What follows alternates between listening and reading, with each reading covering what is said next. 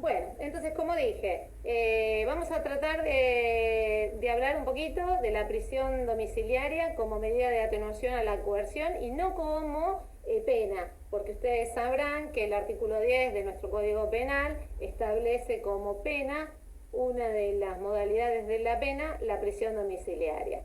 En este caso, como medida de atenuación a la coerción, es cuando se pide esta modalidad de encierro, atenuando la prisión preventiva. Como bien se los dije recientemente, la prisión preventiva, que como ya lo había hablado la clase anterior, la prisión preventiva es una medida de excepción que se dicta a los fines de preservar el proceso y los fines del proceso, que sería el entorpecimiento de la investigación y la fuga del imputado. Entonces, solamente se debe dictar esas medidas de coerción, esa medida de coerción tan excepcional que lamentablemente se usa habitualmente indiscriminadamente, no valorándose como en realidad propone nuestra Constitución y los tratados. Entonces, al menos desde el año 1998, que está puesto en vigencia nuestro Código Procesal de la provincia de Buenos Aires, está establecido en el artículo 163 la prisión domiciliaria, que también se llama la medida morigeradora a la prisión preventiva. Entonces, la medida morigeradora siempre se va a pedir cuando esté dictada la prisión preventiva y la misma se encuentre firme. Esto es, a los efectos de que la persona, por alguna circunstancia especial, no pueda estar transcurriendo su tránsito en la unidad penitenciaria y entonces puede estar en su hogar, ¿sí? Con algunas medidas de control o lo que fuere.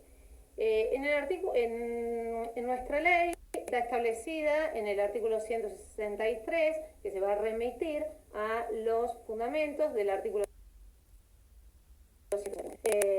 ¿Qué es el artículo 159? El artículo 159 nos habla de alternativas a la prisión preventiva. La alternativa a la prisión preventiva es cuando el juez, sin disponer esa medida de excepción, que es la prisión preventiva, va a hacer lugar o a la libertad de la persona o con algunas restricciones especiales o algún vigilamiento o alguna medida de control para que esta persona se pueda someter al proceso.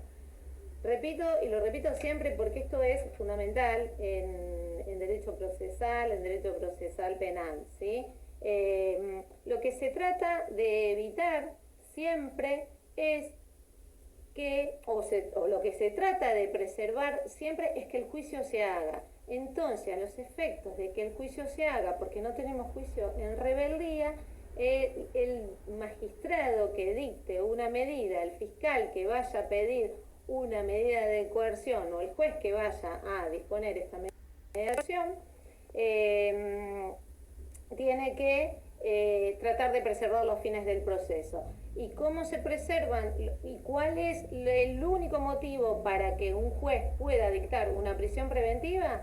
El único motivo para que el juez pueda dictar una prisión preventiva es que exista riesgo procesal, riesgo de fuga o entorpecimiento en la investigación. Entonces, un juez, analizada una causa en donde un fiscal le pide una prisión preventiva o el juez en ese momento se da cuenta, analiza, valora la situación, que no hay riesgo procesal, va a dejar con una alternativa a la prisión preventiva a esta persona en libertad o con alguna modalidad que quiera implementar, ¿sí? Las modalidades son varias, están dispuestas en el artículo 160, puede ser bajo caución juratoria, puede ser bajo fianza, puede ser la prohibición de que esta persona vaya o no a determinado lugar, puede ser que viva o no en determinado lugar, todo esto hasta que se haga el juicio. Entonces, si esto el juez no lo dictó con anterioridad, no lo dictó antes de dictar la prisión preventiva, luego tenemos la otra herramienta que son las medidas morigeradoras a la prisión preventiva, en donde está incluida como modalidad la prisión domiciliaria. Esto está estipulado también en el artículo 163 del Código de Procedimientos de la Provincia de Buenos Aires. Todos sabrán que hablamos del Código de Procedimientos de la Provincia de Buenos Aires porque yo me desempeño en el ámbito de la Provincia de Buenos Aires, soy defensor oficial y entonces es lo que de lo que sé y de lo que siempre hablo. Y incluso se sale así en el... Así que sin perjuicio de poder explayarme después, si lo desean, un poquito de lo que significa en el nuevo Código de Procedimiento Federal en el que está implementada esta prisión domiciliaria. Así que, ¿cómo vamos a pedir esta prisión domiciliaria? Esta prisión domiciliaria se puede solicitar mediante escrito o, bueno, ahora mediante las redes, pero es en un escrito, se va a tramitar por incidente por separado y se va a solicitar al juez de la causa, analizando y cuestionando y diciendo que no existen riesgos procesales y poniendo de manifiesto todo lo que sus asistidos pueden neutralizar a que este riesgo no quede latente. Se trata, siempre digo lo mismo, se trata de que el imputado esté presente el día del juicio, se trata de preservar la acción. El fiscal en un sistema acusatorio trata de preservar la acción penal, esta acción penal que tiene que demostrar el día del juicio si es culpable o si es inocente, ¿sí? No antes. Por eso todas las medidas que se adopten con anterioridad tienen que ser tratadas con un detenimiento y con una restricción discriminadamente esta prisión preventiva, ¿sí? Necesariamente tengo que retrotraerme y volver y explicar, porque yo cuando estoy dando clases también en las aulas de grado, ¿no? Y que los alumnos solamente vienen con derecho penal 1 o lo que es elementos del derecho penal, poco se entiende de por qué una persona que supuestamente cometió un delito y dicen está acusada de un delito, es raro que se la deje en libertad o tiene que o se le otorguen estas prisiones domiciliarias. Yo siempre digo, nosotros somos abogados y nosotros tenemos que ver que existe el artículo 18. Creo que todos sabemos que existe el artículo 18, pero muy pocas personas quizás saben interpretarlo, o las personas que no transitan el fuero penal saben interpretarlo. El artículo 18, como todos lo conocemos, específicamente nos prescribe que ningún habitante de la nación puede ser penado sin juicio previo fundado en ley anterior al hecho del proceso. Y al decir esto, el artículo 18 está diciendo que toda persona que es acusada de un delito todavía no es culpable, por lo tanto preserva su estado de inocencia. Y al ser así, la filosofía de este artículo tiene que ser llevado a un procedimiento penal. Entonces, cuando una persona es acusada de un delito, no necesariamente tiene que ir presa, ¿sí? Porque todavía es culpable, ¿sí? Preserva el estado jurídico de inocencia y goza de la garantía de la libertad, ¿sí? De las dos cosas. Entonces, Para que esté presa preventivamente tienen que existir determinados peligros, que son estos dos que les mencioné con anterioridad, a los efectos de preservar esa acción y que el juicio se pueda realizar. Una manera de preservar la acción es que la persona esté presa en su domicilio. Es nada más y ni nada menos. ¿Y qué? ¿Y por qué? ¿Se tiene privilegios teniendo la prisión domiciliaria? ¿Por qué algunos se las dan? ¿Por qué algunos no se las dan? ¿Y por qué se las dan a los delitos graves? ¿Y por qué no se las dan a los delitos? ¿Y por qué a qué corresponde, a qué no corresponde? Cuando se sancionó esta ley, cuando entró en vigencia,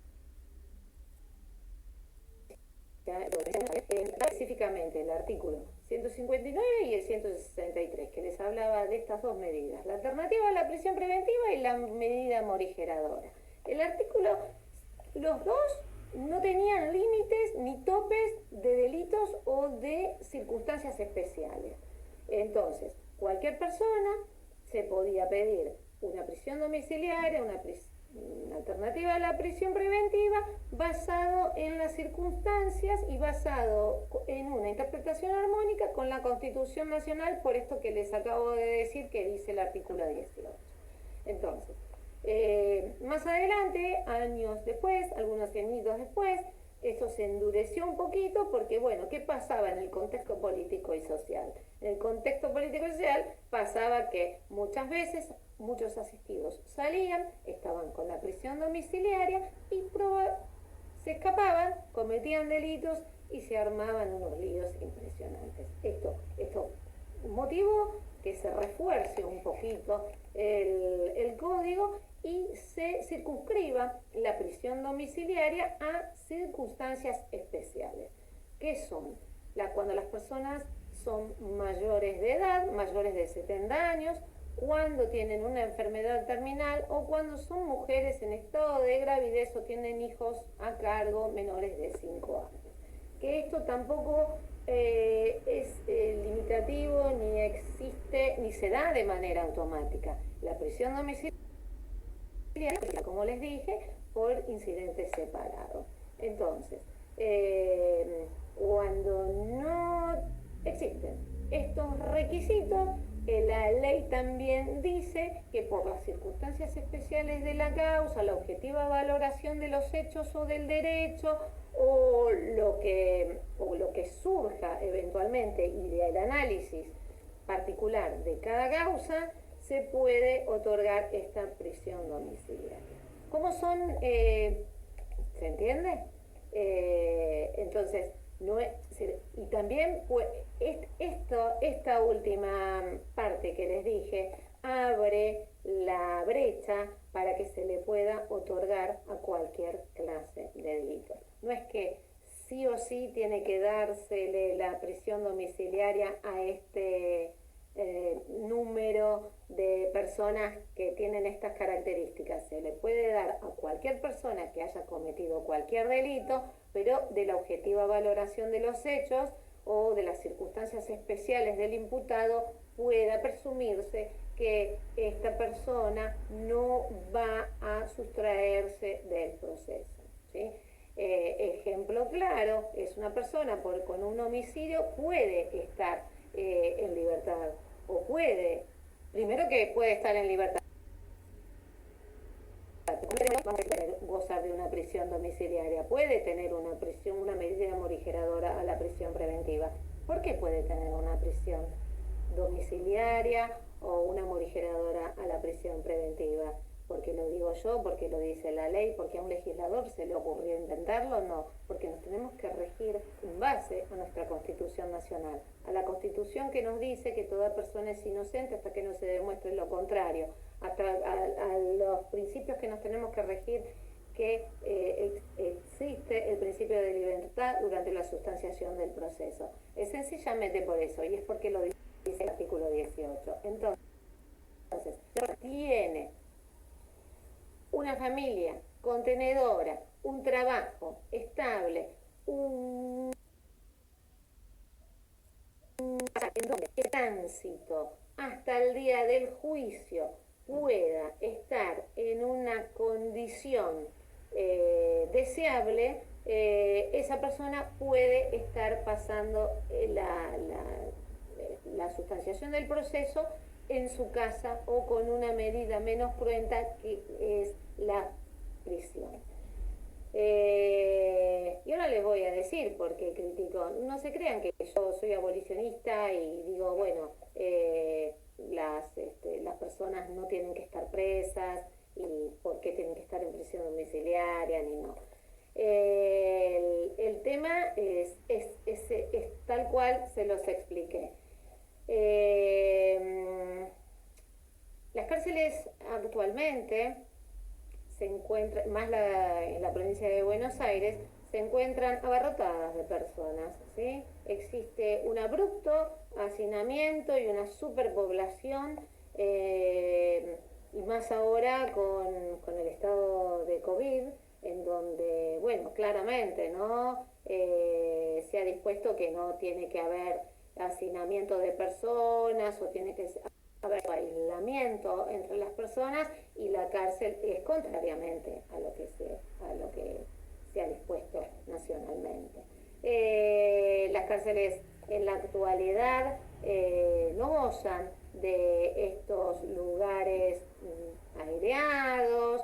Hay cárceles que no tienen ni luz ni gas natural, hay suciedad, hay roedores, hay enfermedades, hay falta de asistencia, hay un montón de cosas. Y esto se lo digo en primera persona porque soy una de las personas que va siempre a las cárceles.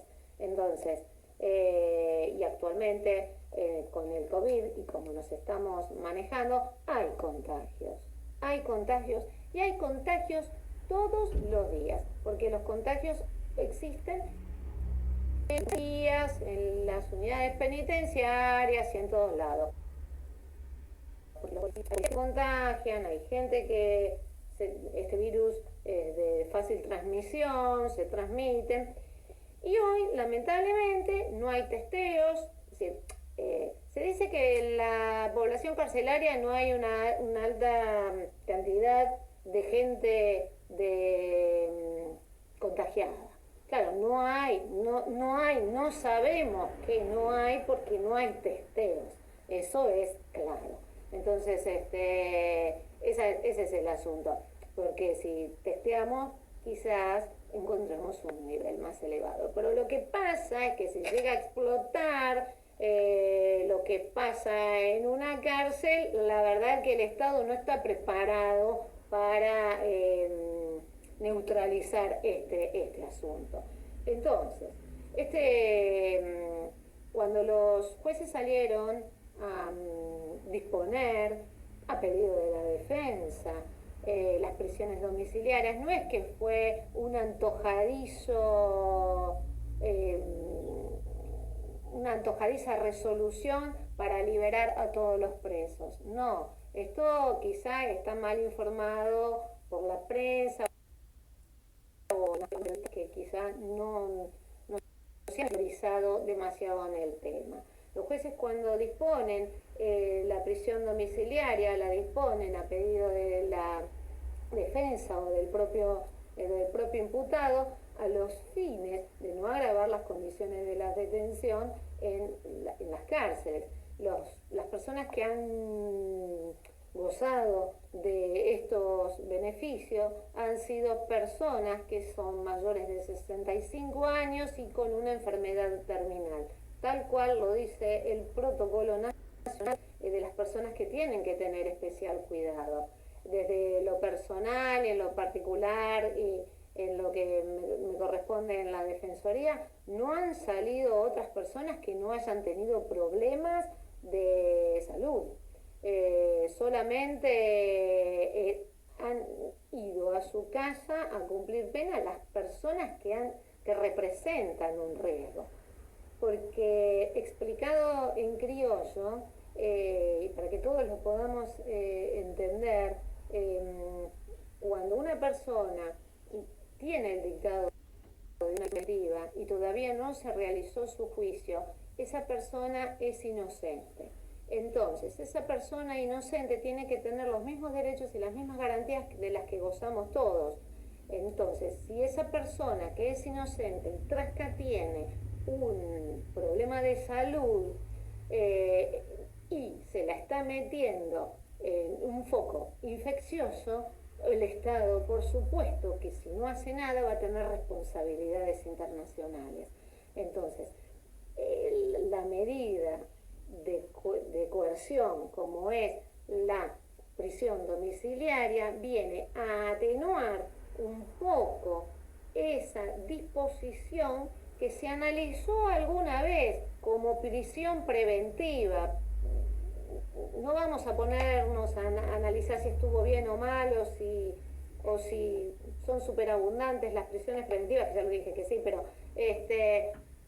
pero bueno, si esa persona, por el delito que haya cometido, esté en este momento sufriendo esa prisión, este instituto viene a atenuar un poquito y a dar una solución al Estado, porque el Estado lo que tiene que hacer es, si hay cárceles, tengan condiciones dignas para tener alojadas y más aún a personas inocentes.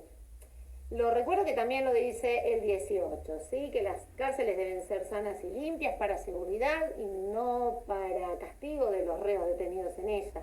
Eso también nos dice nuestra manda constitucional. Entonces,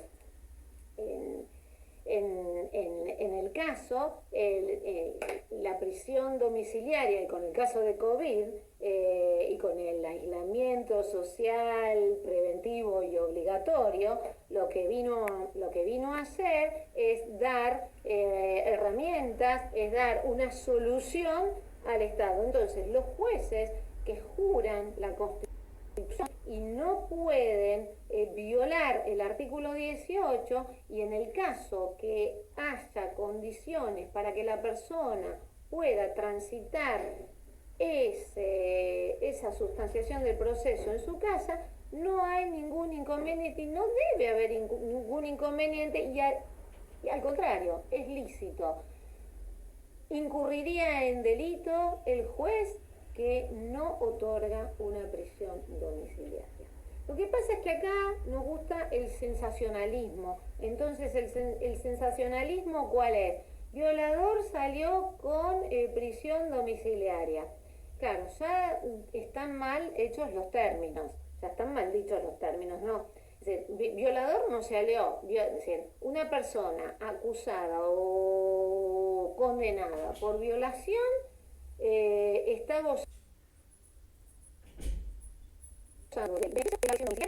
por una situación nacional que nos colapsó a todos.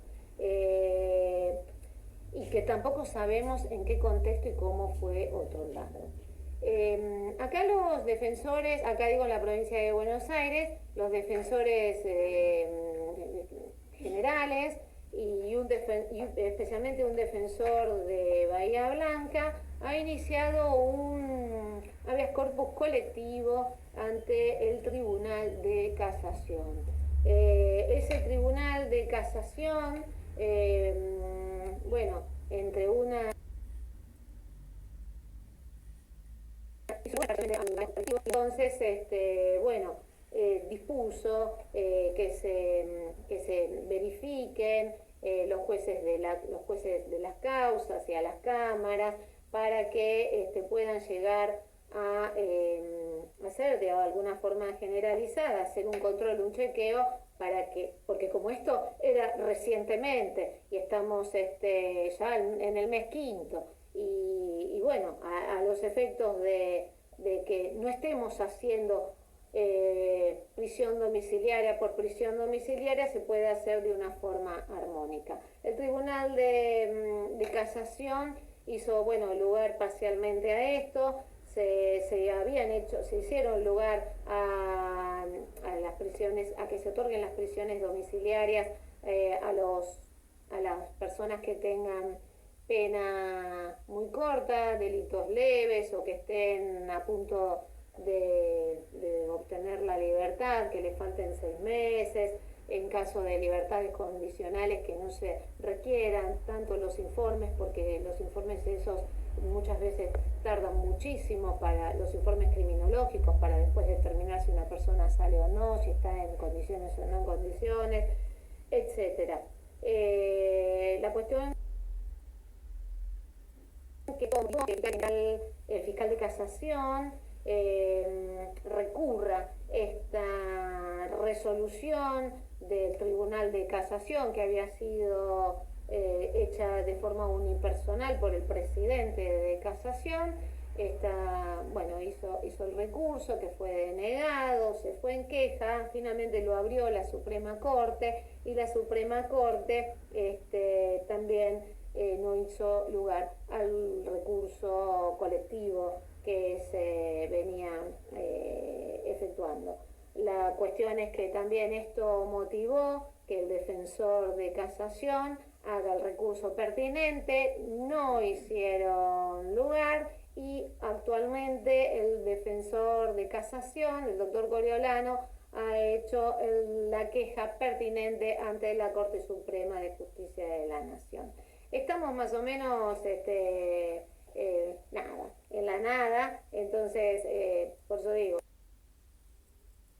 ya la contienda específicamente pasó 4 meses y todavía estamos para resolver si una persona con un problema de salud que está detenida en un establecimiento penitenciario donde hay riesgos porque no hay salubridad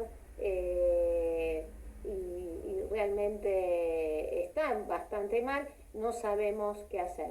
Pero bueno, lo que vamos haciendo por el momento es solicitando en cada caso concreto al juez de la causa el pedido de esta prisión domiciliaria a los efectos de que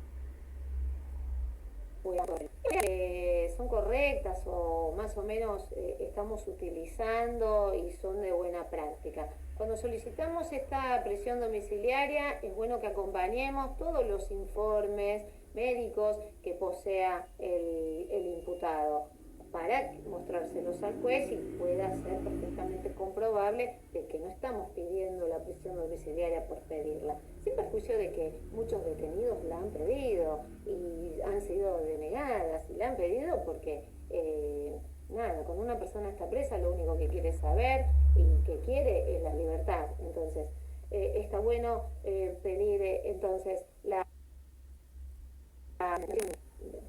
medida morigeradora y acompañada con informes médicos, testimonios de personas que puedan llegar a dar cuenta de que el imputado realmente padece una enfermedad o el testimonio de algún médico. Muchas veces me preguntaban cómo hacemos los testimonios en épocas de crisis y bueno, nos las fuimos rebuscando como podemos, mediante audiencias, actas, llamados telefónicos, certificaciones, en el caso nuestro de una defensoría oficial, bueno, la actuación que pueda hacer la actuaria. Después esto lo va a tener que comprobar el juez, ¿no? Por supuesto, previo traslado que le pueda llegar a dar al fiscal. Entonces, y es de buena práctica para no solamente pedirle al juez, señor juez, deme la prisión domiciliaria, vamos a darle un fundamento, vamos a darle todos estos fundamentos constitucionales, legales y estas herramientas que podemos llegar a tener, pero además vamos a darle los elementos concretos que tenemos en pos de la petición que estamos haciendo. Muchas veces cuando hay detenidos que en las mismas unidades se los está atendiendo porque son asmáticos o tienen problemas respiratorios, bueno, va de suyo, ahí mismo está la prueba, se los analiza luego si siguen padeciendo de estas enfermedades y bueno, en ese momento el juez después va a resolver. Los casos puntuales que se han dado y pedido esta prisión, los que se han otorgado esta prisión domiciliaria, yo les puedo decir, al menos desde lo que conozco y de lo que hemos actuado nosotros, son todos casos donde las personas tienen problemas de salud y no podían ser asistidos en la unidad penitenciaria. Por lo tanto, se les tuvo que dar este beneficio. Y las personas hoy actualmente se encuentran cumpliendo este beneficio en su casa. También quizás me podrán preguntar el tema de los controles. El tema de los controles son diversos. El control puede ser mediante la comisaría que los controle, patronato de liberados, una persona que se haga cargo de esta circunstancia, y la pulserita, como todos conocen, el tema de la pulsera electrónica. El tema lo que sucede, y no la nombré con anterioridad, es que si bien está legislado y así dispuesta, lo que pasa es que no hay. Es como todo, ¿no? Se legisla una situación y entonces se dispone la prisión domiciliaria bajo un control electrónico, y después no existe el famoso aparatito que tiene que tener la persona en una tobillera o en algún lado para que desde el dormitorio se cumpliéndolo. Entonces, ¿qué pasa cuando se otorga esa prisión con esa modalidad? Poniéndonos del lado del imputado, no es justo que se le otorgue un beneficio tan importante como es la prisión domiciliaria y no pueda gozarlo porque no haya en el país los suficientes medios electrónicos. Entonces, esto es como conceder una excarcelación bajo una caución de $1 millón y no se puede hacer efectivo por el monto del dinero.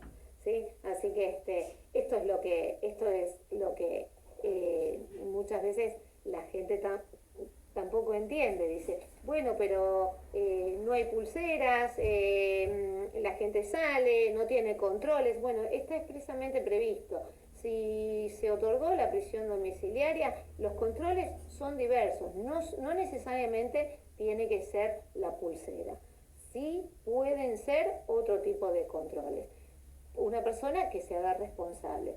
También hay casos que se pueden otorgar, pero esto no tiene nada que ver con el COVID, ¿no? También hay casos que son lugares en donde se destruye a la gente, ¿sí? O lugares en donde chicos jóvenes, si son primarios, son universidades para que la delincuencia quizás se propague. Entonces, muchas veces, en los casos de chicos jóvenes, se trata de que si tienen penas que pueden ser dejadas en suspenso, las mismas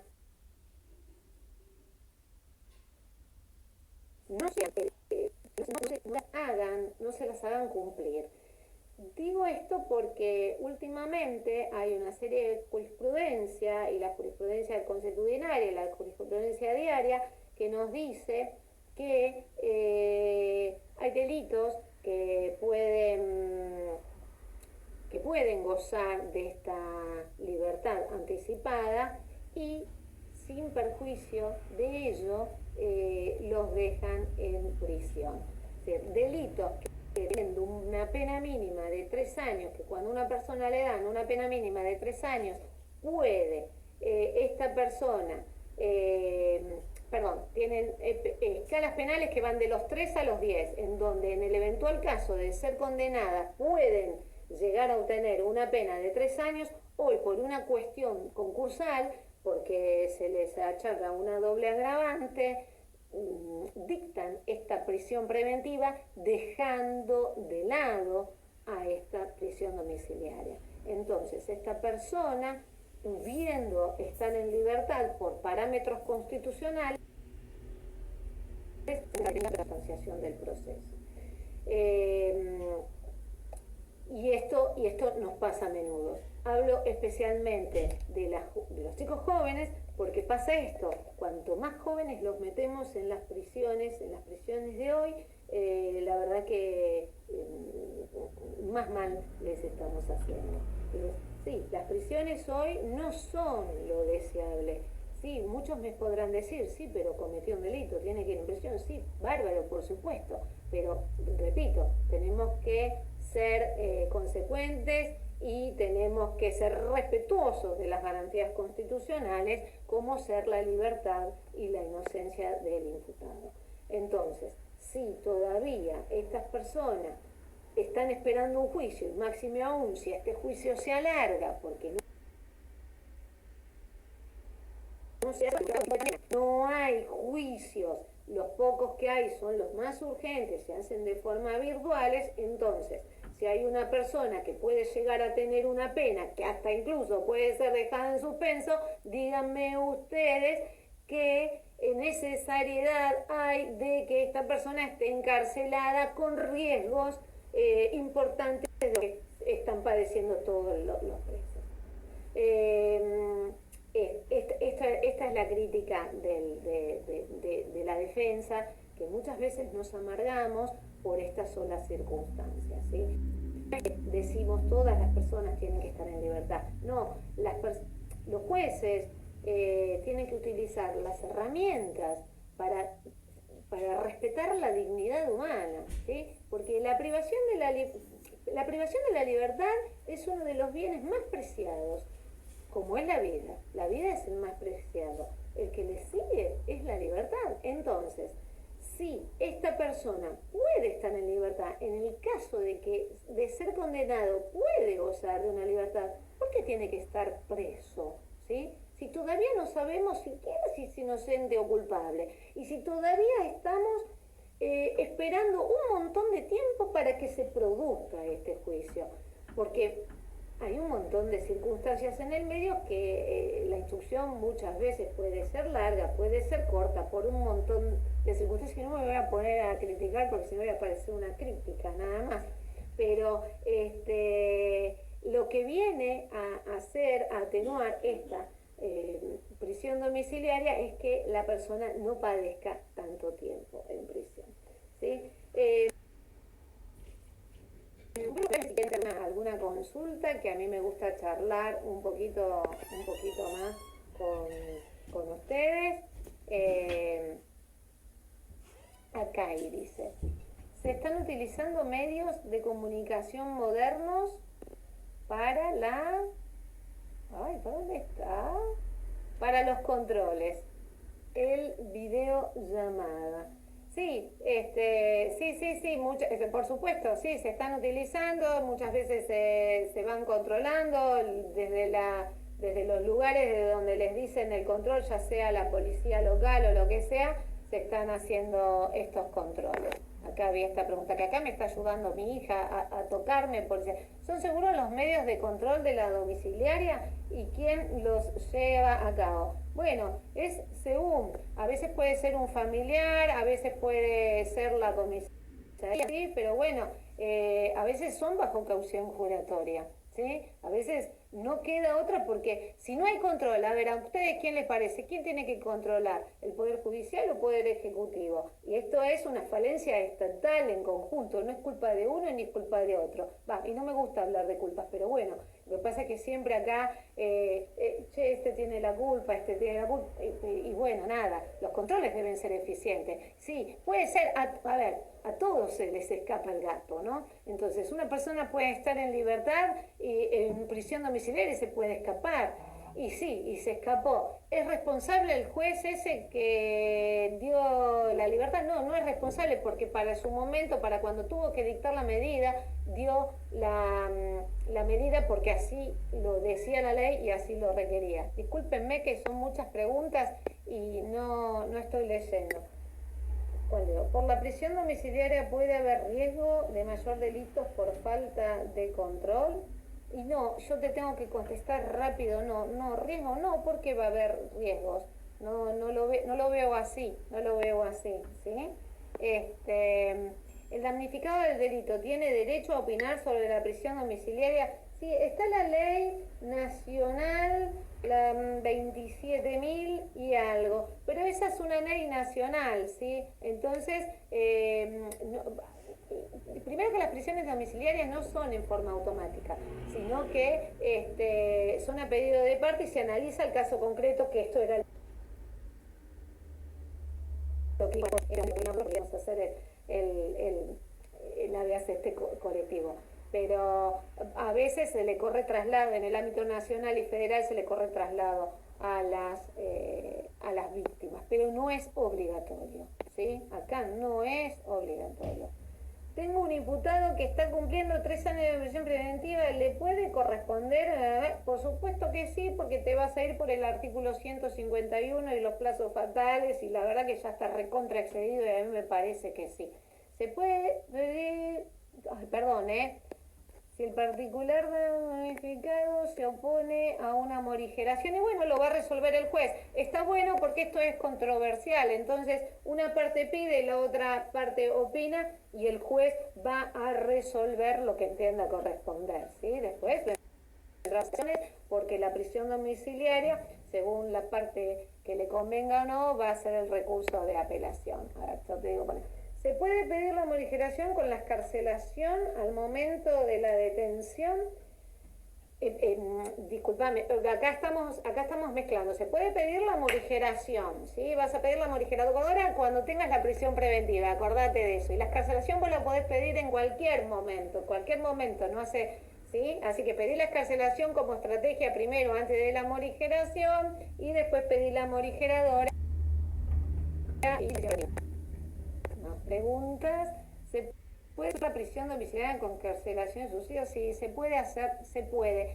Yo siempre digo lo mismo, nosotros somos abogados y todo lo que esté fundado se puede. El tema a veces es qué estrategia vamos a seguir. Lo importante en un defensor o cuando hagamos una defensa penal es qué estrategia vamos a seguir, ¿sí? Sí conviene. Sí, por supuesto que se puede. El tema también es el criterio del tribunal, ¿no? Contesto rápido y si no me siguen preguntando. ¿Qué diferencia posee respecto a la domiciliaria y en qué caso se concede? La prisión domiciliaria es una medida morigeradora, es decir, dentro del título de la morigeradora está como modalidad la prisión domiciliaria, porque también está la internación, ¿sí?, de esta persona. Es una medida que viene a atenuar, a morigerar los efectos de esta prisión preventiva, ¿sí? ¿Cuántas veces puedo pedir la morigeración si es rechazada y con qué fundamento? Podemos pedir la medida morigeradora, transcurrido 8 meses, se puede volver a solicitar si todavía no hay avances en la causa. Más o menos se va haciendo, ese es el periodo dispuesto por la ley, al menos de la provincia de Buenos Aires. ¿Apelar la delegatoria? Sí, se puede apelar, está expresamente previsto en el artículo 163, creo, entonces sí, por supuesto se puede apelar, porque ustedes saben que cuando uno va a apelar, se puede apelar algo que esté expresamente previsto o causa un gravamen irreparable. Estas son las dos cosas, está expresamente previsto y causa gravamen irreparable. Tenemos 5 días para la apelación y se presenta ante el mismo órgano que denegó esta medida y se dirige hacia la Cámara. La Cámara de Garantías es la que va a decidir la cuestión, ¿sí?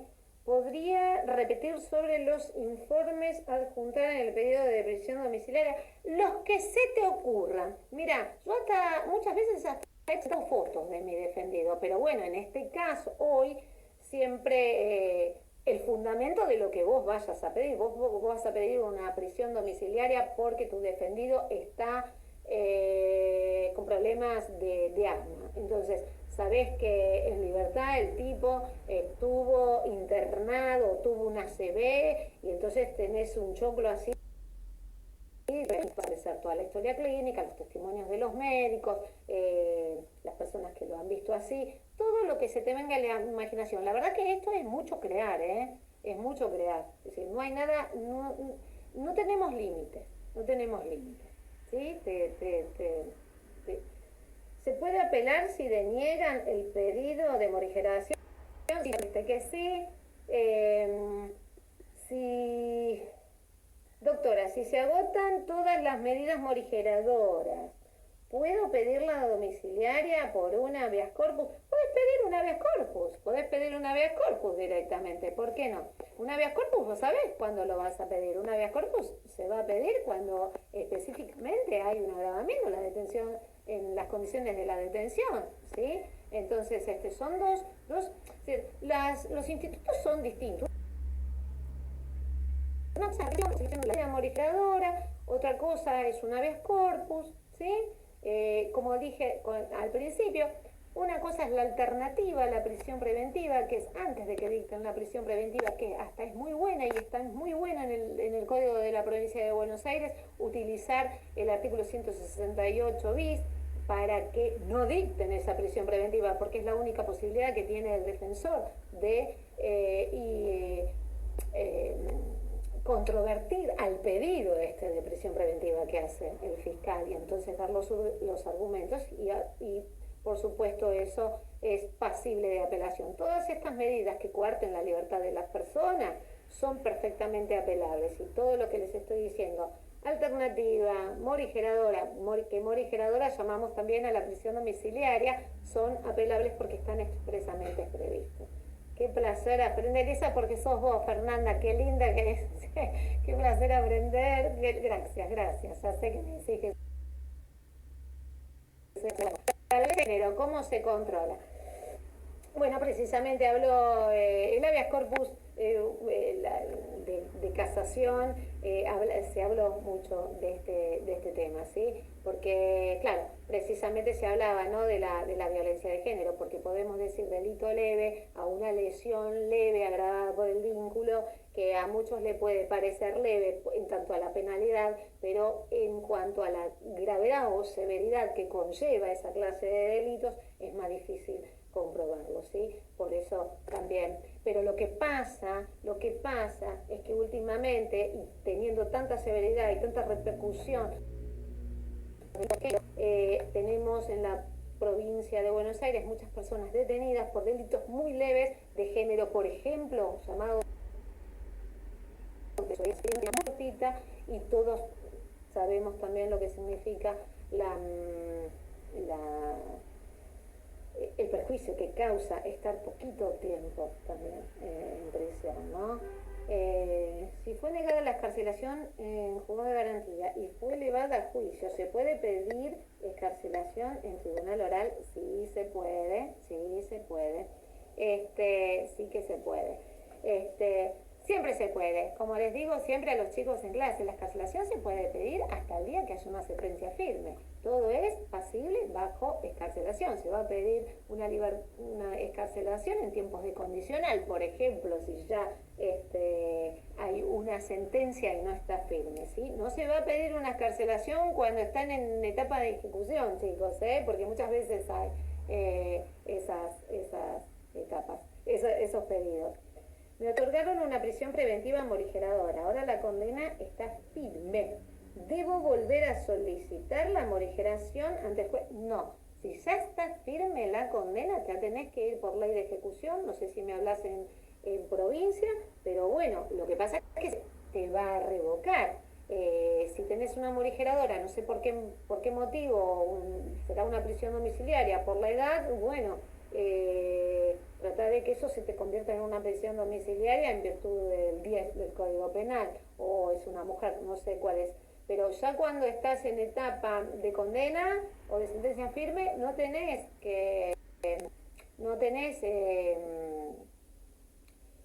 no hablas de morigeración, ¿sí? Hablas en términos de condicionales o o, o ley de ejecución penal. ¿Sí? Gracias por lo de excelente. Hoy estuve medio trabada, chicos, no sé, de tanto que hay no sabía por dónde empezar. A ver, acá hay más preguntas, no quiero dejarlo.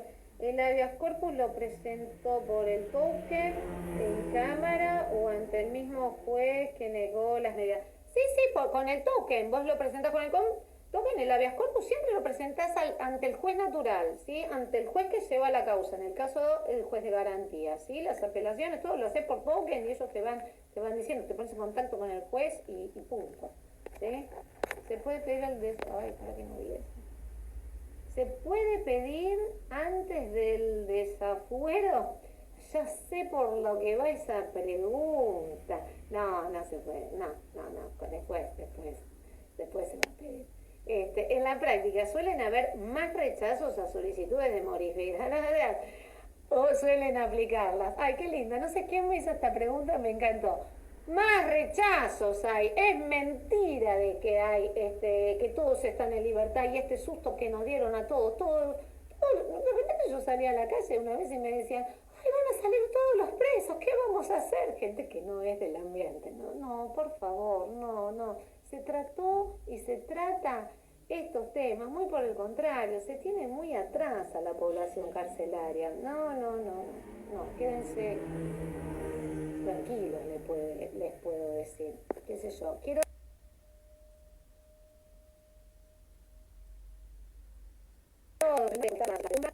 en tres minutos, me dice acá mi asistente, mi hija, gracias, que siempre está acá para asistirme técnicamente en esto, así que bueno, pero bueno, sí, sepan esto, que no se han dado más prisiones domiciliarias y no han salido todo el mundo. Se ha dado en casos concretos y puntuales, donde hay personas que no podían estar presas porque tenían problemas de salud. Entonces es una cuestión humanitaria que como Estado parte, que somos, que tenemos pactos internacionales, si no cumplimos vamos a tener responsabilidades, entonces tenemos que cumplirlas, nada más. Según la televisión, en violencia de género no se controla. Según la televisión se hace cualquier cosa, ese sería el inciso 2 del 163, sería una especie de salida transitoria. ¿Cuál es el inciso 2, me decís? El encarcelamiento es una salida laboral, se puede hacer una prisión domiciliaria con salidas laborales, eso existe, ¿sí? Para que, bueno, porque si la persona es inocente y puede salir a trabajar, ¿por qué no puede ir a trabajar y sustentar a su familia, ¿sí? Se pueden combinar. ¿Qué más? ¿Qué control se está haciendo sobre los que quedaron en prisión domiciliaria? Ya lo contesté, hay diversos controles, según o las pulseras, o las comisarías, o controles telemáticos, hay un montón. Gracias por los saludos lindos, qué bueno escucharla. Sos una genia, ay, qué linda. ¿Quién es esa que me dice eso? Me hiciste acordar a nuestras charlas de... Gracias.